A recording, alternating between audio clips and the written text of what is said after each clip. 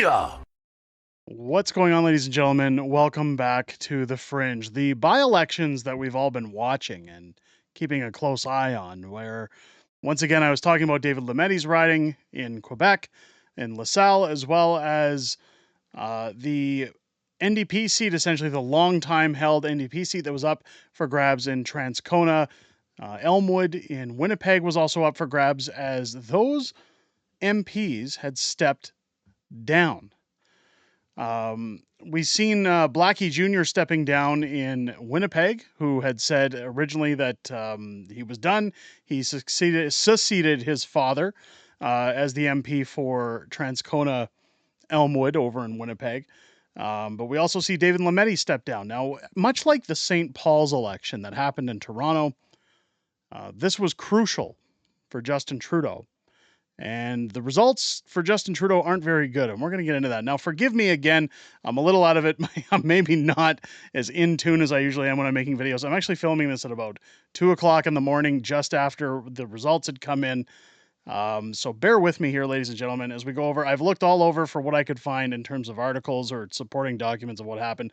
But this is a good one because it really paints a picture as to where things ended up in this election and why it spells bad news for Justin Trudeau. Now, did any Conservatives win the seat? No, but that still is bad for Justin Trudeau. So I want to highlight here that late Monday night, with more than 75% of polls reporting, three parties were within 1.5 percentage points of one another.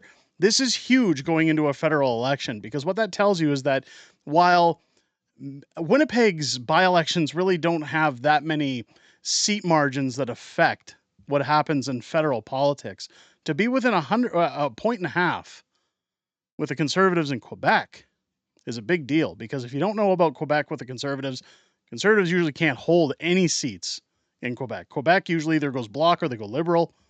They can't stand the Conservatives for the most part. There are outside Quebec cities, smaller towns, things like that prefer the Conservatives. However, the strongholds of Quebec typically do not vote Conservative. The federal Liberals, the Bloc, and the NDP were in a tight race Monday night as votes were being counted in Montreal's LaSalle, Verdun riding, one of two crucial federal by-elections. At 1:15 a.m., with 146 of 187 polls reporting, the Bloc's Louis-Philippe Suave and Liberal candidate Laura Palestini, I'm sorry, guys, it's really late. We're tied at 27.6% with 6818 and 6803 votes, respectively. So not even more than 15 votes. Well, 15 votes separated them. The NDP's Craig Suave was close behind at 26.1% or 6,431 votes to the Conservatives' Louis Ilenti, sorry if I mispronounced that, 11.8% with 2,900 votes. So again, bigger gap there. Now, Craig Suave and his Palestinian-covered by-election pamphlets won the day. So people in Elmwood, Transcona can look forward to many more Free Palestine protests hanging around Winnipeg. But even for an NDP to get this seat, you know, we've seen a big push from the Conservatives on this seat. We've seen Pierre Poilievre, of course, going to these rallies, trying to get voters in suit. In fact, if you join me on my live streams, a lot of people were saying they thought this was going to flip Conservative, but it's been a long time held NDP riding. Part of that, again, is the senior community. Seniors tend to vote for better health benefits. You've also got a lot of union workers around there that work for places like CP Rail. So, of course, again, they're going to typically vote for the NDP. But Craig Suave took that seat. But we did see the Bloc's Louis Philippe Suave. It was the evening of Suaves taking those seats. Louis Suave over in British Columbia and LaSalle took the seat. No Liberal seats were won. And again, this is where things are going to get sweaty for Justin Trudeau. I'm going to finish this article and then we're going to get into it. The Liberals, Bloc, and NDP had toggled in and out of first place throughout the night after polls closed around 9:30 p.m. Meanwhile, the NDP retained a lead in the Winnipeg riding of Elmwood Transcona. The Montreal seat opened up when former Justice Minister David Lametti left politics in January because he's crooked. We all know about that. Winnipeg seat has been left vacant since the NDP's Daniele Blaikie or Blackie as I pronounce it, resigned from federal politics in March. While by-elections aren't usually credited with much significance on Parliament Hill, the votes in Montreal and Winnipeg are being treated as bellwethers of the political shifts happening in Canada. And again, it's huge. What happened here is huge. As the results come in, we're hopeful to get the victory here, the NDP's Suave told his volunteers Monday night. Of course, this guy shills out to, again, the forever wars. He wants to make sure that they're spending forever. If not one thing for sure, the NDP is competitive in Montreal. We're going to win seats in Montreal. We're going to have great candidates in Montreal. And Montrealers are going to see more NDP MPs at the end of the next election. No, they're not. This is no different than Jagmeet Singh saying, I'm going to be prime minister one day. Thanks to your efforts, our message resonated, said in French at the Liberal gathering in Diallo Burger of Ville Emerald Institution dating back to 1929. Perhaps tomorrow morning early, we will hear that people of LaSalle, who they want as their member of parliament. They have heard, and it's a member of the Bloc. Liberal ministers have visited the area several times. This is again where it's going to be crucial, guys. Ministers visited several times as the party worked hard to keep the riding, which it has by and large held for decades. So just like the St. Paul's riding, this was a long-time dynasty-held riding for the Liberals that has collapsed. And even if it goes to the Bloc, it gives the Bloc nothing more than that larger carrot on the stick now, since Jagmeet Singh renounced his deal, which isn't renounced, with Justin Trudeau. But essentially, this gives the Bloc the bigger carrot on the stick. They got more guff to throw around I almost said the White House. They got more guff to throw around the House of Commons now and Parliament Hill. On the sidewalk outside, Liam Olson, a volunteer with the Young Liberals of Canada, said he was feeling optimistic. Well, whatever you're smoking, give me some of that. He traveled to Montreal from Ottawa to knock on doors on by-election day. It's going to be a close one, he said. Nope. Unpredictable things can happen, but definitely good vibes at the doors today. Outside the headquarters of the Bloc in Verdun, volunteer Sarah Plant, 21 years old, said she was feeling similarly confident. Again, they came away with the victory.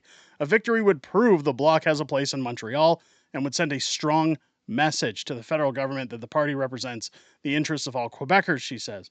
The stakes are particularly high for Prime Minister Justin Trudeau, who faced calls for his resignation in June when the Conservatives took over a Liberal stronghold seat in the Toronto by-election. Again, this is why I wanted to get through that and double back to why this is so important. And the reason I'm filming this at 2 a.m. is because what is going to happen today at the time you're watching this video is going to be very crucial, very critical for the Liberal Party of Canada. Either you're going to see, in a 1,000,000 to 1 shot, you'll see Justin Trudeau come in and say, okay, you know what? I'm slipping. I suck. I'm going to step down, or I'm not going to run in the next election. You're not going to see that happen. Justin Trudeau's hubris knows no bounds. And we all know that there's going to be some shenanigans that go on in the House of Commons. I've said it before. I have to use that word because, censors get on out there. Nonetheless, what we're going to see happen today and through the coming weeks, what I feel is this is now sending a clear message to the Liberal Party that their time in the sun is over. That no matter what Justin Trudeau does at this point, there is no saving the Liberal Party of Canada. 2 Liberal seats have been lost, 2 potential. 1 potential and a multiple decade long held seat have been lost.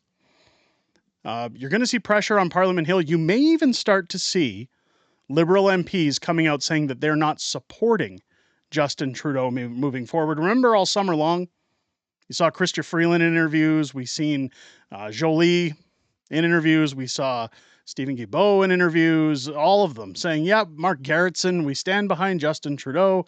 He's still our leader. We're still confident in him. You're probably going to see less than that.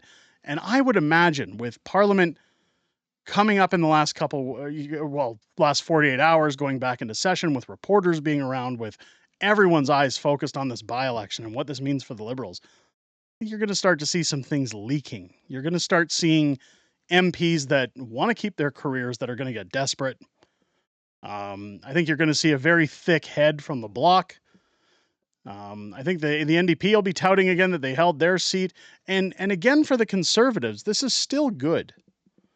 Essentially, when a federal election happens, I know I'm rambling here, but follow me on this. When a federal election happens, the majority of votes that seem to matter in terms of deciding our next government exist in that small southeastern pocket of Ontario and portions of Quebec, whether it be Quebec City, Montreal, etc.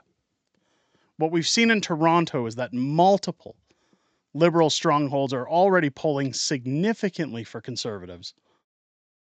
Pierre's Conservatives, again, don't stand a massive chance in strongholds like Montreal, Quebec City, merely because, again, those cities tend to vote for the Bloc.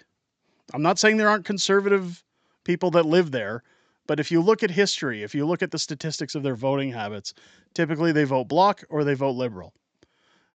So Pierre has a lot of work to do in the next year to try and convince people in Quebec that, again, he's got their interests at heart, that he's there to work for them, that he wants their vote, and that he's worthy of their vote. I don't know if he's going to get it. However, what you may see for the first time since the 90s is the Bloc perhaps becoming the next party of official opposition in the House of Commons. I think it's safe to say at this point, based off of these strongholds being lost, that the Liberals are going to lose a significant amount of seats in the next election. We know that the NDP can't hold on to seats. But again, why this by-election was such a good thing for statistics, for the outlook when it comes to our next upcoming federal election, is it's showing you that Liberals really just can't hold their own at this point, that they're collapsing. Again, the heads are going to turn to Justin Trudeau. I think you're going to have MPs speaking out against the Prime Minister at this point. There's going to certainly be some showing their disdain. You may even see some who step down. You may see more by-elections going on between now and the next federal election. But ladies and gentlemen, I always leave it up to you. I've been rambling long enough. Let me know what you think down below in the comments. Again, YouTube has been absolutely crushing our videos as of the last week.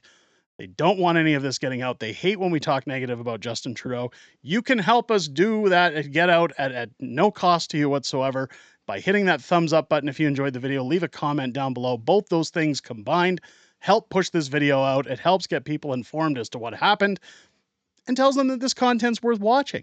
Speaking of worth watching, I hope this video's earned your subscription if it's your first time here. We're on our way. We're less than 500 subscribers away from 40,000. I'd love to hit 50,000 subscribers by the end of October. I know that's steep, but let's see if we can get it done here on the Fringe. Let's grow our already amazing community even more.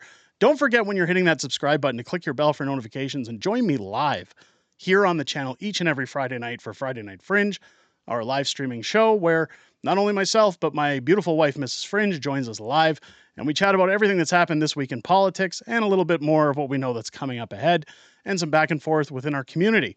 It's always great to hear what you guys have to say outside of these videos. And again, I'm sure we'll be talking about this subject on this Friday stream. So again, if you enjoyed this video, make sure to join us live starting at 6 p.m. Pacific, 8 p.m. Central here on the channel each and every Friday night. I look forward to seeing you all there, and I hope you enjoyed this video. I'll catch you on the next one.